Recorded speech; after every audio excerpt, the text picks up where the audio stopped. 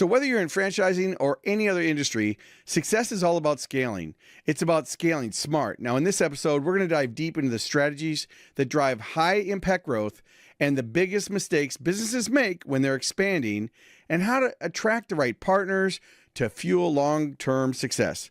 So if you're ready to take your business to the next level, you won't want to miss this conversation. Welcome to Fordify Live with your host, Ford Saeks.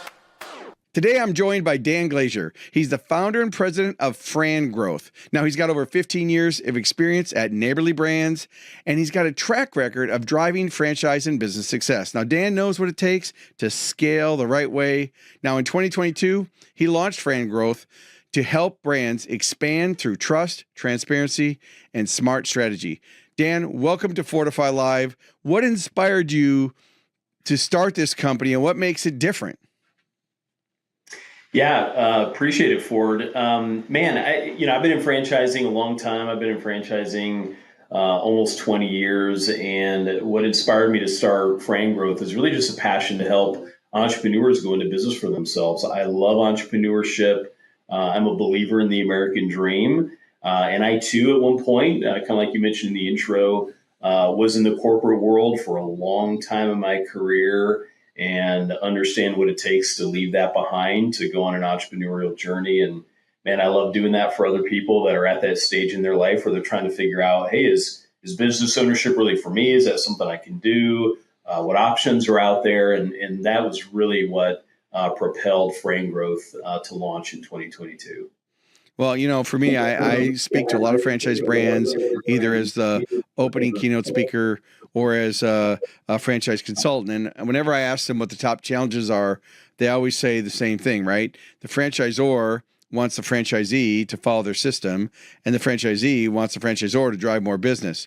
Now, our listeners today, we're live right now on Facebook and LinkedIn and YouTube and a few other places.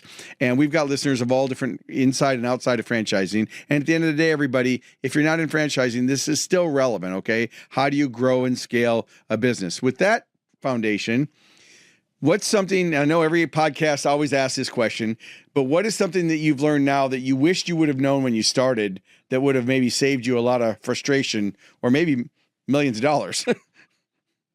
Yeah, I mean, you hit on a really good point, Ford, right? There's always that tension in franchising, right? So I think the biggest thing that franchisors need to understand is when you're franchisees, when you're dealing with franchisees, they're entrepreneurs, right? So you can't tell them what to do necessarily. You have to lead, you have to inspire, you have to drive change through showing them the path and show them the right direction. But it's not like a traditional corporate type role where you get to, they're your employee and they have to do what you say. And I think there's a lot of franchisors, today in my career, I work mostly with founders of emerging franchisors. And so they haven't had those reps. They don't understand that. They haven't had years and years of experience in working with franchisees. And a lot of them kind of have that moment where they go, how come these franchise owners aren't doing exactly, what I said, the way I said it, the way we put in the operations manual? And sometimes we have to have those hard conversations and go, hey, you do remember you're dealing with entrepreneurs, right? And entrepreneurs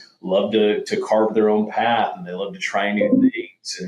And you have to lead them by inspiring them, not telling them what to do. What do you see are some of the top challenges they face, other than, of course, following their systems? What do you see as entrepreneurs, the challenges that they face? Yeah, entrepreneurship, especially in the beginning, is a lot of hard work. Now, don't get me wrong, man. I am a huge believer in starting a business. I think it's one of the most rewarding things that you can ever do. It's frankly, in my opinion, one of the funnest things that you can ever do.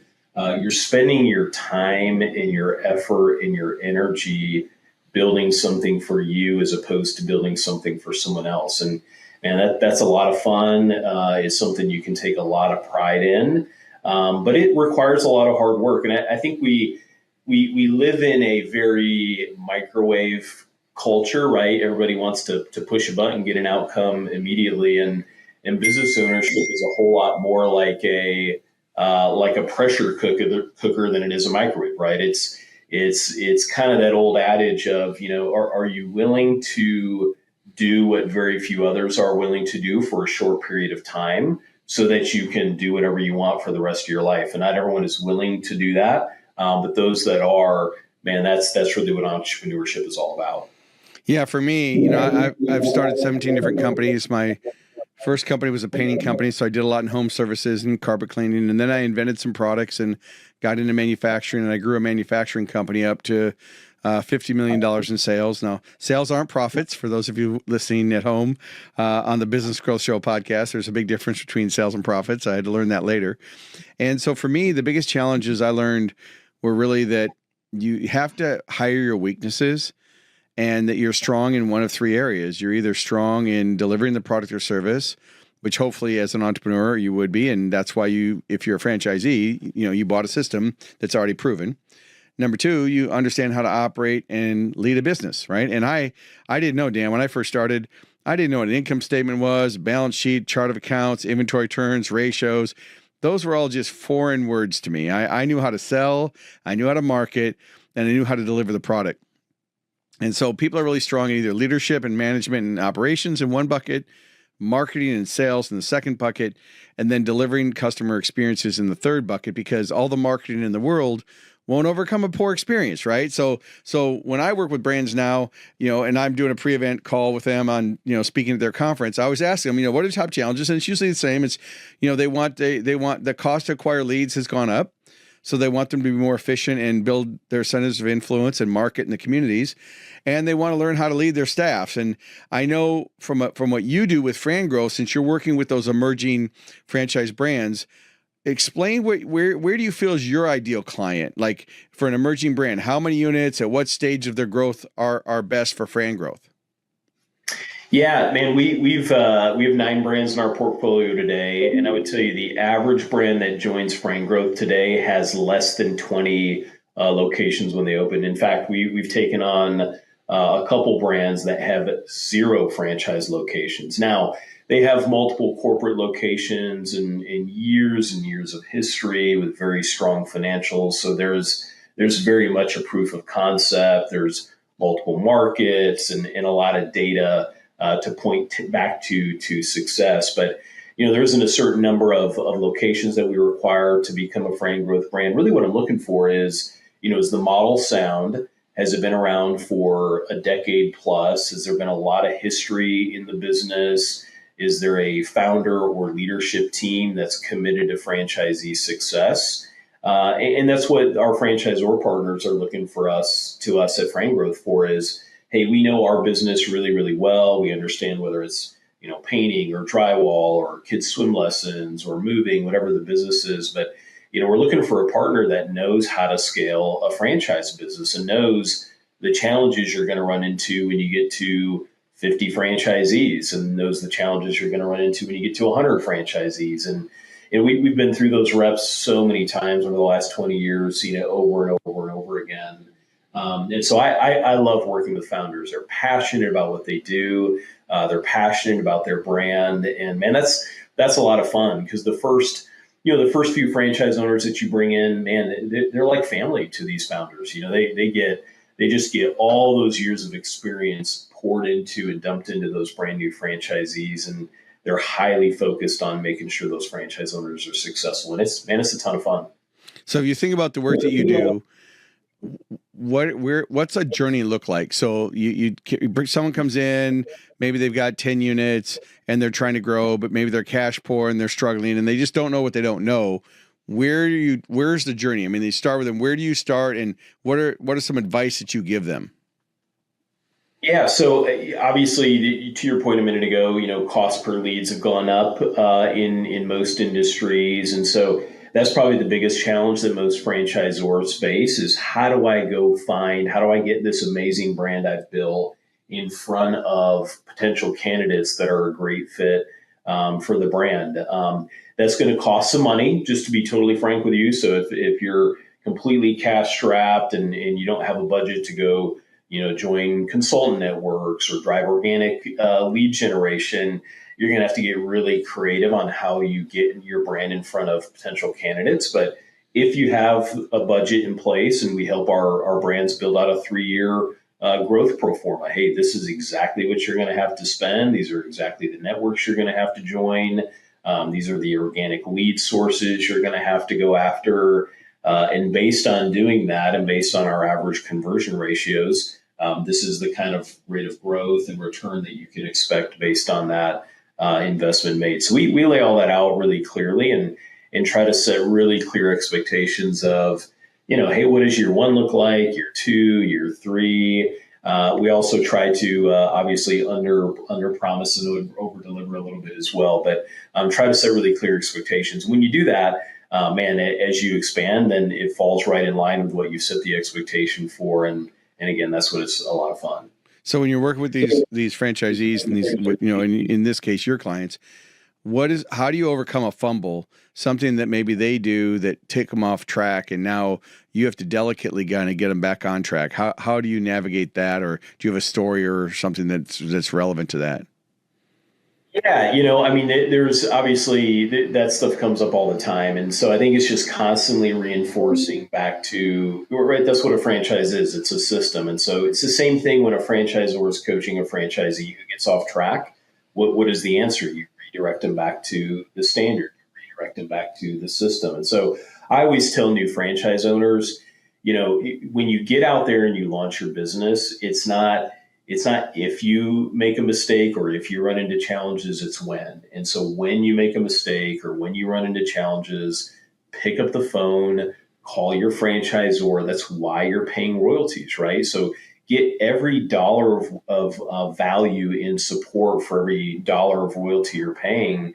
Get on the phone and ask for help. And I think that's probably the biggest challenge for new franchise owners that gets them stuck when they launch their business. It frankly is just ego, right? It's ego, it's pride, it's, man, I'm hitting this wall, I'm getting stuck in this certain area, and I've got too much pride or ego to pick up the phone and either call the home office and ask for help, or pick up the phone and call a neighboring franchisee and ask them how they're handling that challenge in their local market. And if you can just put all that aside and put all the ego and pride aside and pick up the phone and call and ask for help, get unstuck, and then you can start moving on.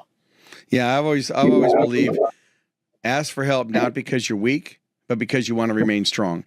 And it's always important to work with people that are open-minded and coachable versus closed-minded, because the closed-minded or the negative people, they don't see the opportunities and they get blocked. And so you can give them the best system in the world, but that dog won't hunt, right? And so, and this is relevant to any business.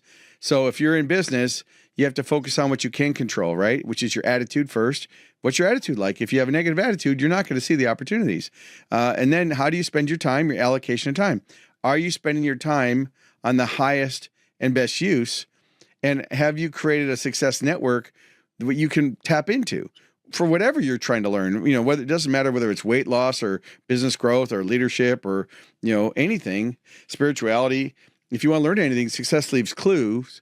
And there's ways to do it, and there's people who've solved it, and which brings me to the next question. And just for the record, for those of you listening, if you joined late, we're talking to Dan Glaser.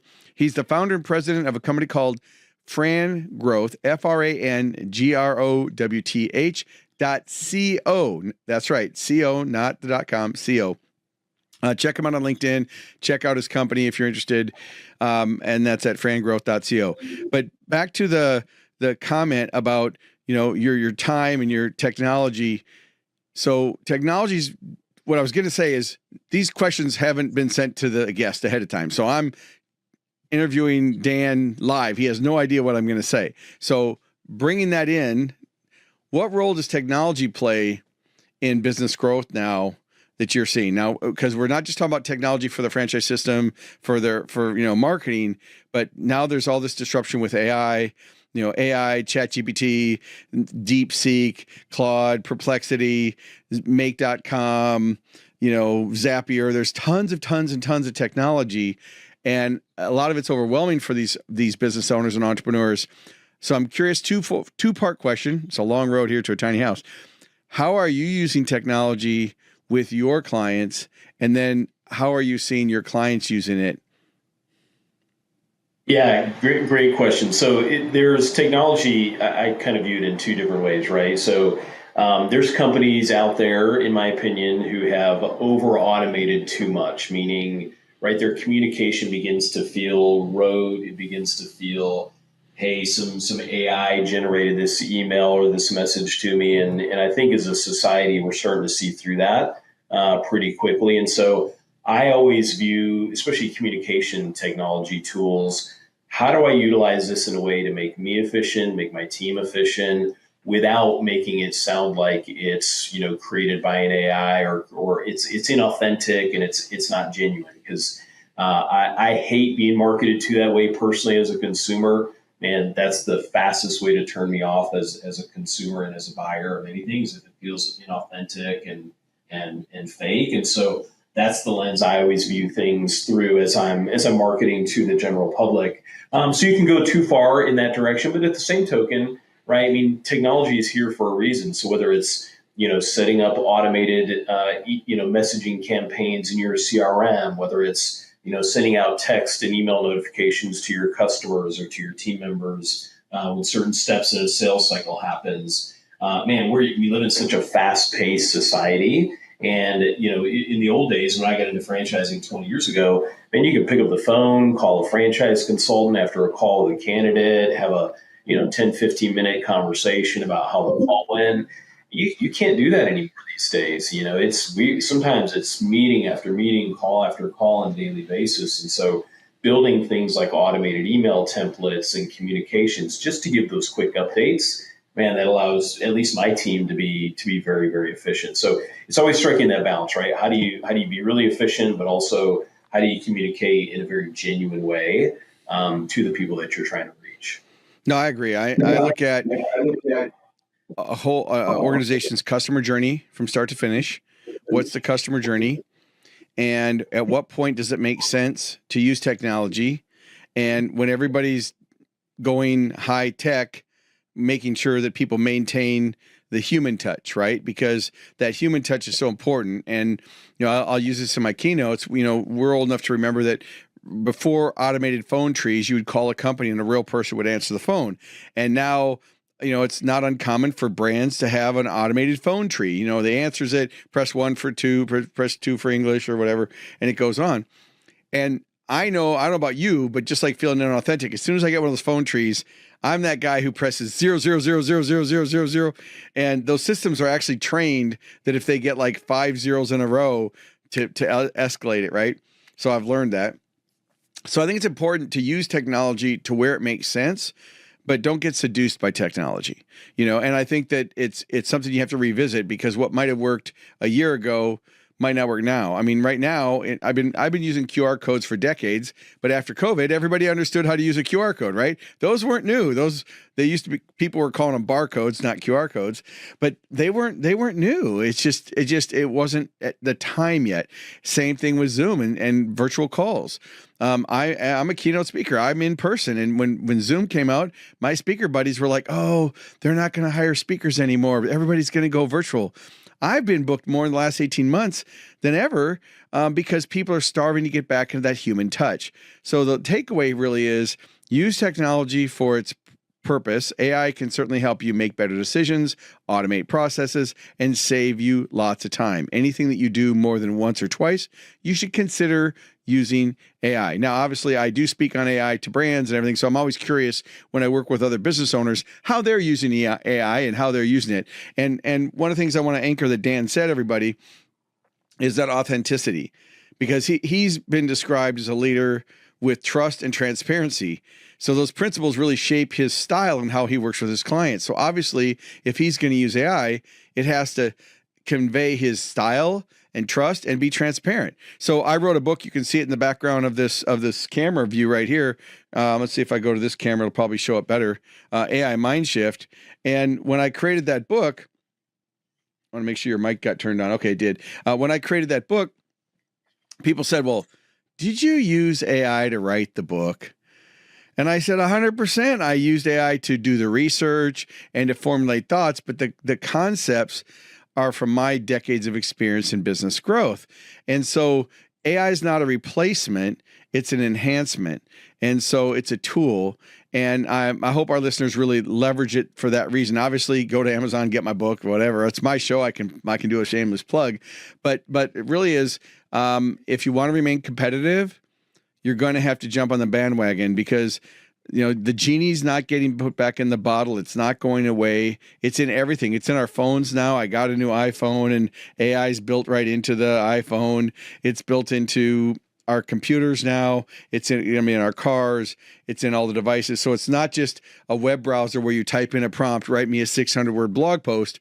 It's about replacing process. And now it's actually generative. It's actually thinking. So, I've been real nice, Dan, to AI tools, and people laugh. I'm like, well, I want to be nice when they take over. Hopefully I'll be one of the ones spared. But are you using any AI tools with your clients, or are you just using it to help create content and do production?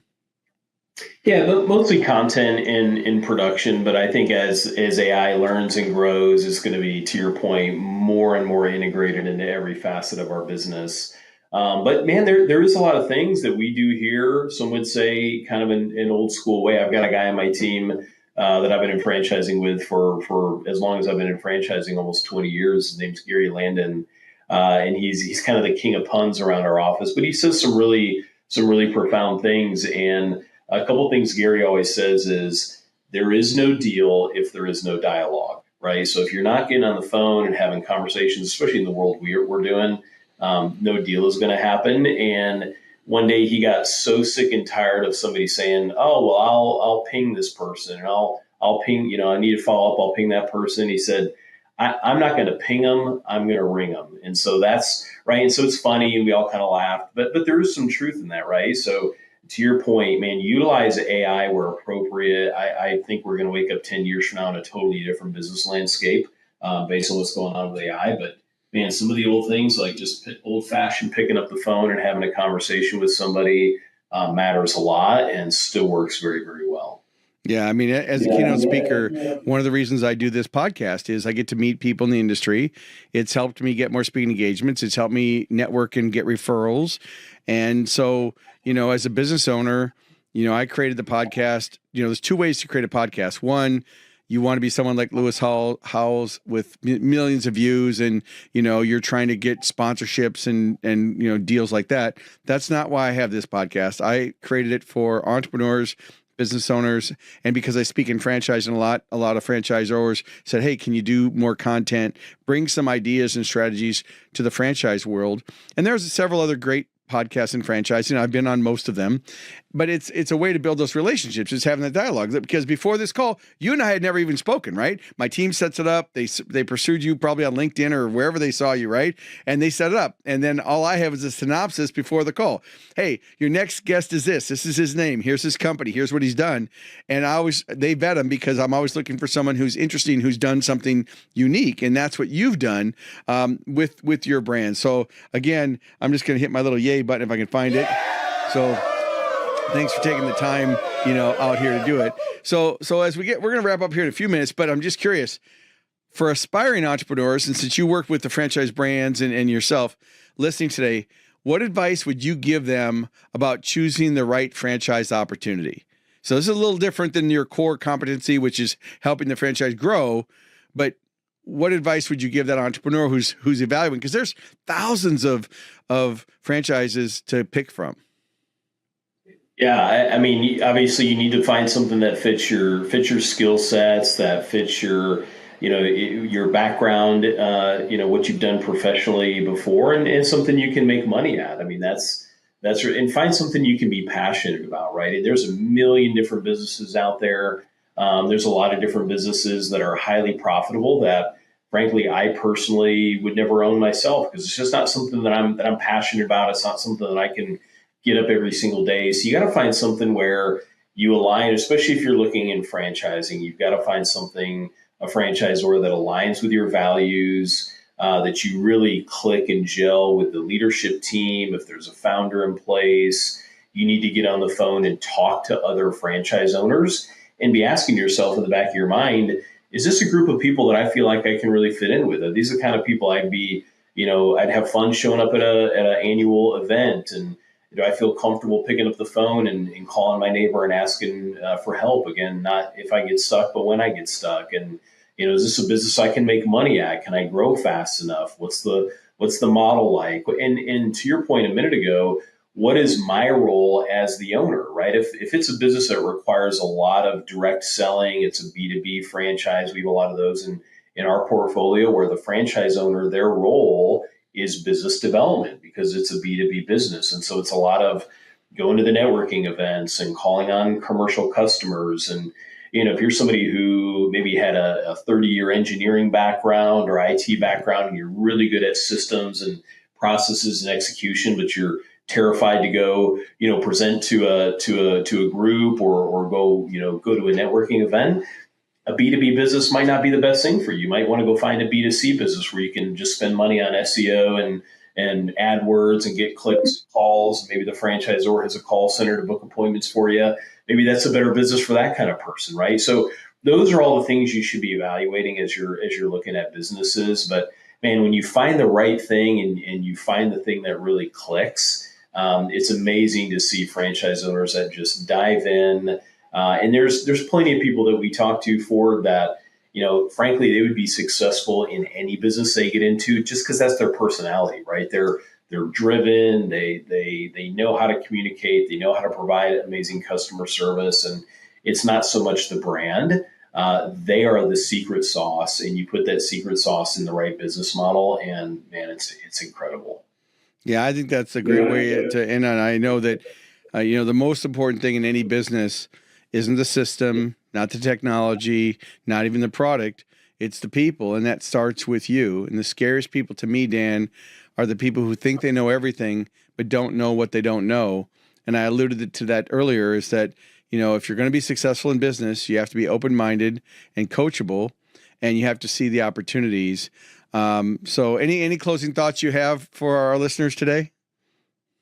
Yeah, no, I appreciate you having me on, and it is, man. I think we're moving into a time of just economic boom in the United States, and I think you're going to see just a resurgence again of entrepreneurship. We went through that in 2020 with the mass layoffs and a huge chunk of people moving into entrepreneurship in 2020, and I think we're on the precipice of another big wave of people that are really looking to take control of their future through business ownership. No, I truly agree. Well, thanks for tuning in to Fordify Live, where we're all about accelerating your business growth. Now, until next time, keep innovating, keep growing, and keep fortifying your success. Thank you for tuning in to Fordify Live. Make sure to like, comment, and share this episode on your favorite social media platform. And don't forget to subscribe to the Business Growth Show podcast, available wherever you get your podcast streaming fix. We air weekly at 11 a.m. Central Time. So until next week, keep pushing the boundaries and never stop growing.